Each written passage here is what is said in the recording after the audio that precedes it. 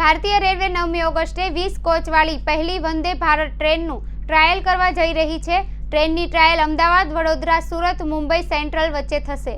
ભારતીય રેલવે 9મી ઓગસ્ટે 20 કોચવાળી પહેલી વંદે ભારત ટ્રેનનું ટ્રાયલ કરવા જઈ રહી છે। ટ્રેનની ટ્રાયલ અમદાવાદ, વડોદરા, સુરત, મુંબઈ સેન્ટ્રલ વચ્ચે થશે।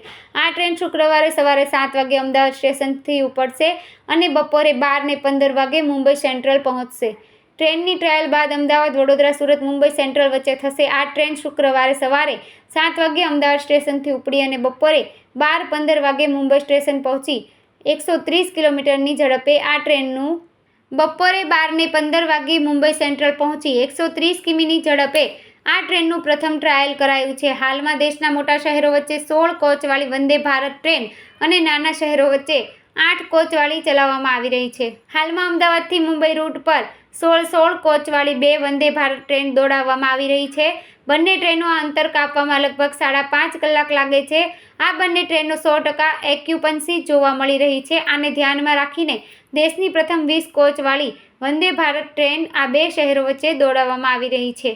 આ ટ્રેનના ટ્રાયલ માટેની તૈયારીઓ શરૂ કરી દેવામાં આવી છે। રેલવે મંત્રાલયના રિસર્ચ, ડિઝાઇન એન્ડ સ્ટાન્ડર્ડ ઓર્ગેનાઇઝેશને 9 ઓગસ્ટના રોજ અમદાવાદ, વડોદરા, સુરત, મુંબઈ સેન્ટ્રલ વચ્ચેના ટ્રાયલને મંજૂરી આપી છે।